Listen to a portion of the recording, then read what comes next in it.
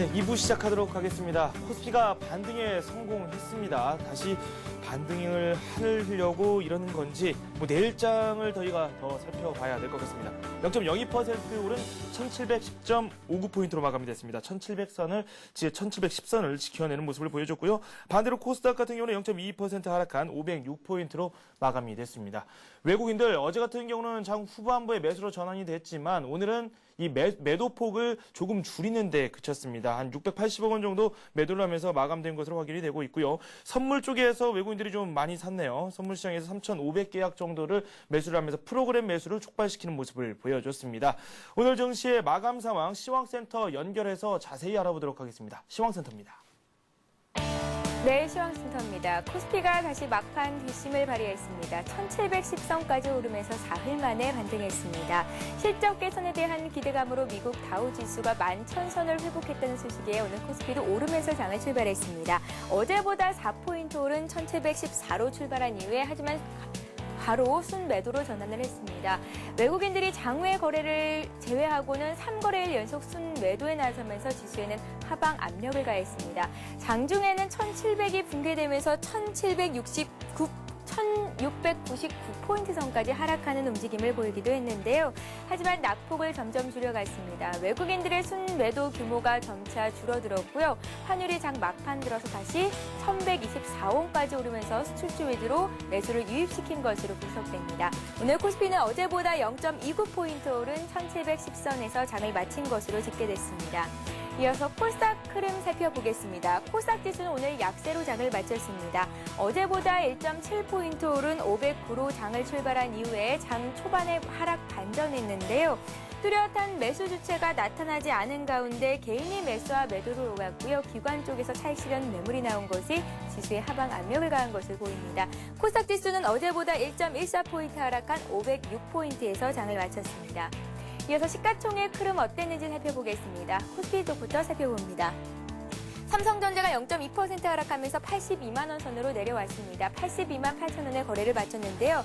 그 밖에 현대차와 신한지주 등 그리고 또 LG 디스플레이, 하이닉스 등 그간 장을 이끌어왔던 IT 대형주, 자동차주가 어제 급락세를 딛고 오늘은 반등하는 모습을 보여줬습니다.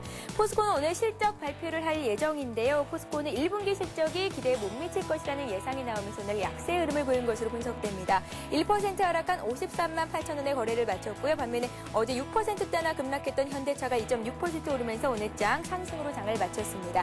그 밖에 신한지주가 강보합권, KB금융은 약세로 장을 마치면서 금융주 간에는 등락이 엇갈렸습니다.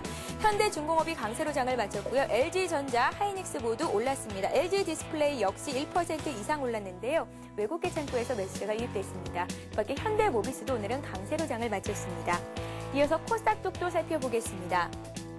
어제 코스피 시가총액 일제히 조정을 받으면서 서울 반도체 역시 낙폭을 키웠었는데요. 오늘 2% 반등하면서 4만 3천 원의 거래를 마쳤습니다. 그 밖에 셀트리온과 SK브로드밴드가 1% 이상 올랐고 반면에 태움이 1% 조정받는 등 시가총액 상위 종목군들의 등락이 엇갈렸습니다. 동서가 0.1% 조정받았고요. 다음이 0.3% 하락, 네오이즈게임즈가 2.7% 내렸습니다. 게임주가 오늘 전반적인 약세 흐름을 보였는데요. 정부의 온라인 게임 업종 과몰입 대책이 발표되면서 관련주에 하방 압력을 가했습니다. CJ 오쇼핑이 2% 내렸고요. 성광밴드 역시 1% 조정을 받았습니다. IT 대표주와 자동차 관련주들이 어제의 급락세를 딛고 오늘은 반등하는 모습을 보여줬습니다. 삼성전자는 0.2% 조정을 받았지만 그 밖에 LG전자, 하이닉스 등등이 오늘 상승으로 장을 마쳤고요. 역시 현대기아차가 올랐습니다. 기아차가 3%, 4% 가까이 급등하면서 26,000원의 거래를 마쳤습니다. 역시 외국계 창구에서 매수세가 유입된 것이 지수 반등을 이끈 것으로 분석됩니다.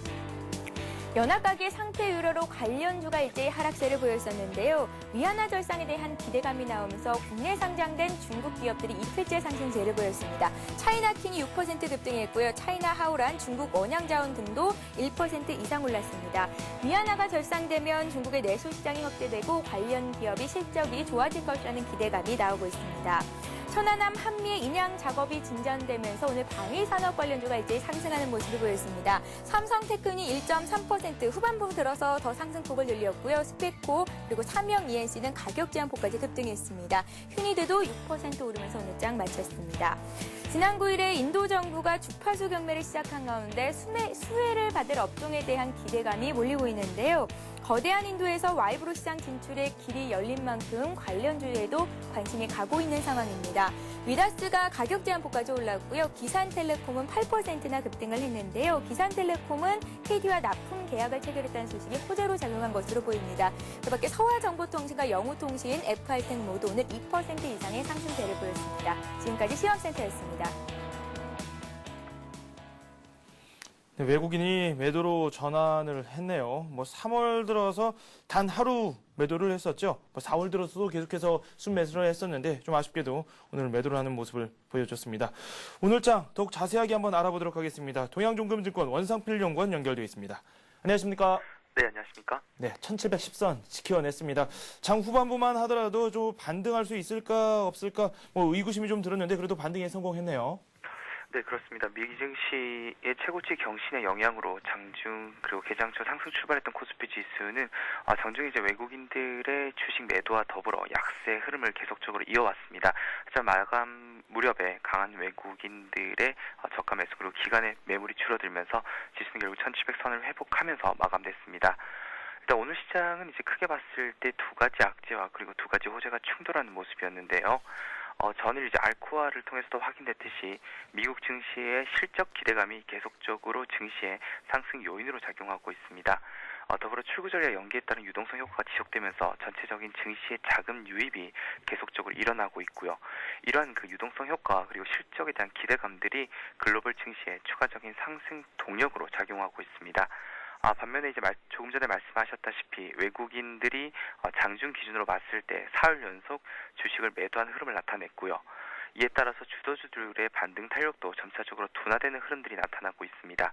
더불어 이제 건설같이 일부 개별 업종들 같은 경우에는 자금 악화설이 불거지는 등 전체적으로 경기 회복 속도의 둔화에 따른 업체별 명암이 엇갈리고 있는 상황입니다. 네, 그렇군요. 오늘 외국인들 이 매도로 전환이 됐습니다.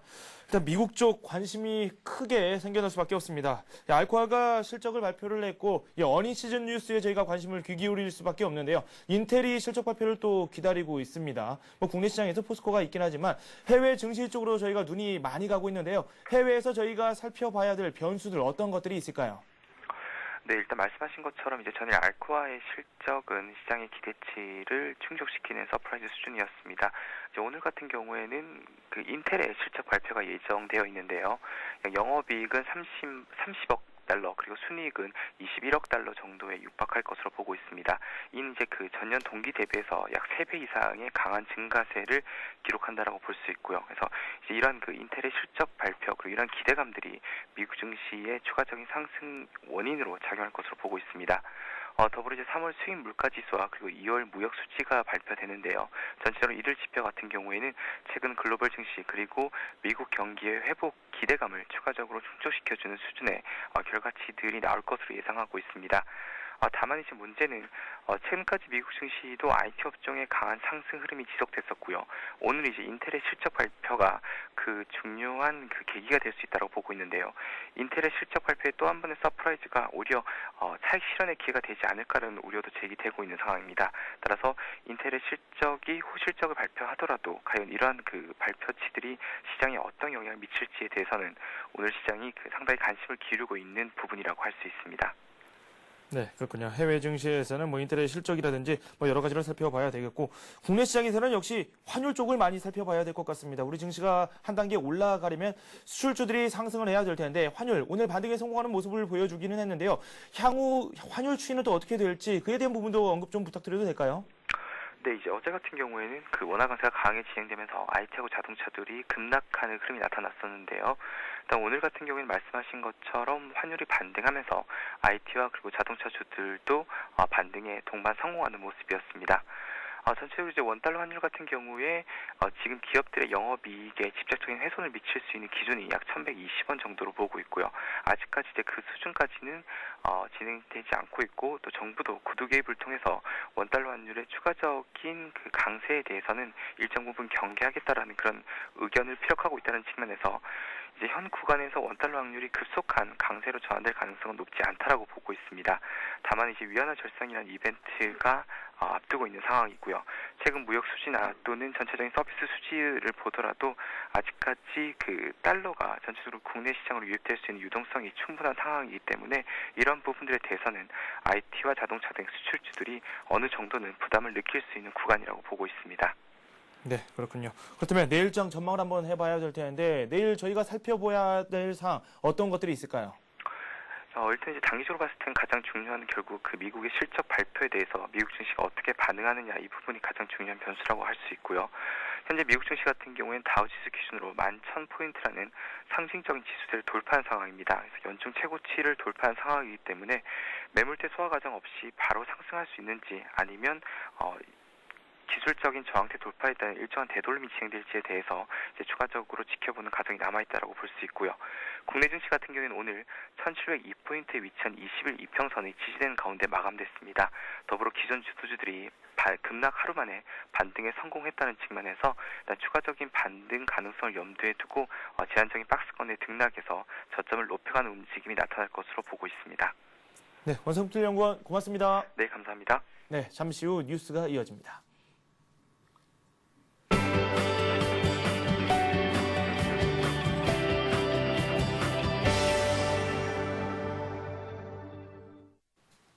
이 시각 주요 뉴스입니다. 지식경제부가 IT와 다른 산업 간 융합을 지연시키는 각종 IT 및 소프트웨어 규제를 정비하기로 했습니다.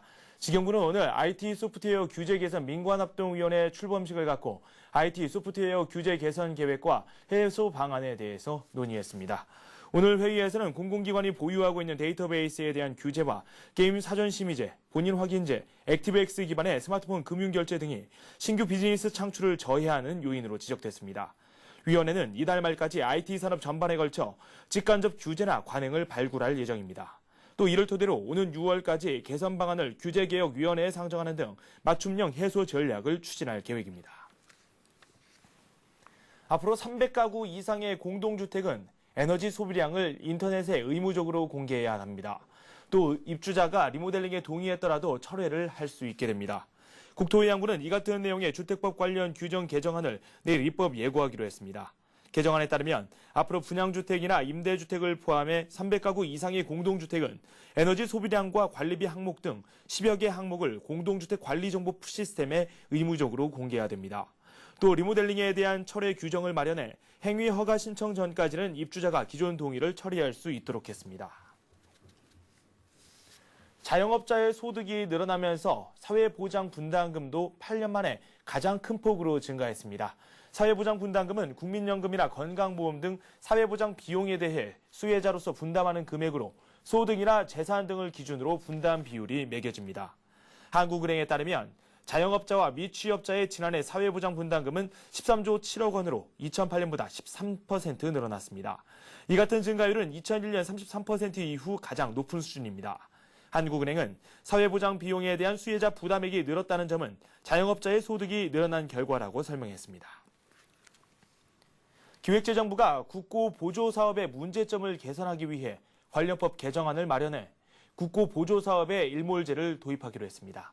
보조금 일몰제가 도입되면 정부는 사업평가단을 구성해 3년마다 보조 사업의 존폐 여부를 검토하고 그 결과를 예산 편성에 반영하게 됩니다.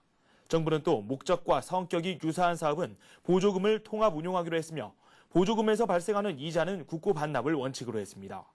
부정하게 보조금을 받은 사람에게는 일정 기간의 보조금을 환수하는 것은 물론 보조금 지급을 중단할 수 있게 하는 규정도 신설됩니다.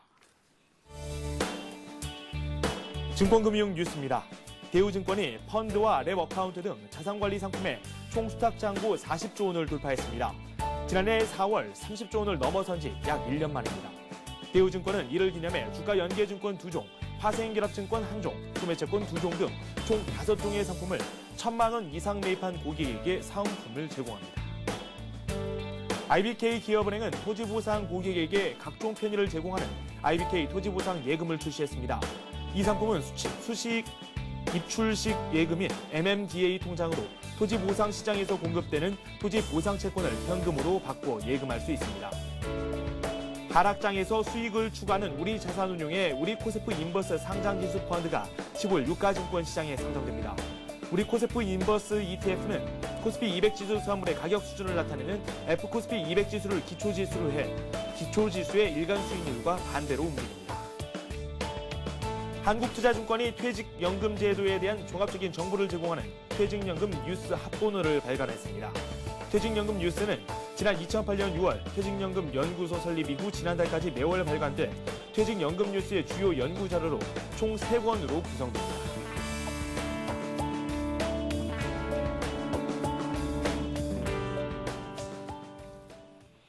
네, 코스피가 강보합으로 마감이 됐습니다. 0.02% 올랐고요. 1710선을 지켜내는 모습을 보여줬습니다. 코스닥은 좀 부진했네요. 낙폭이 그렇게 크지는 않았습니다. 0.2% 하락하면서 506포인트를 기록했습니다.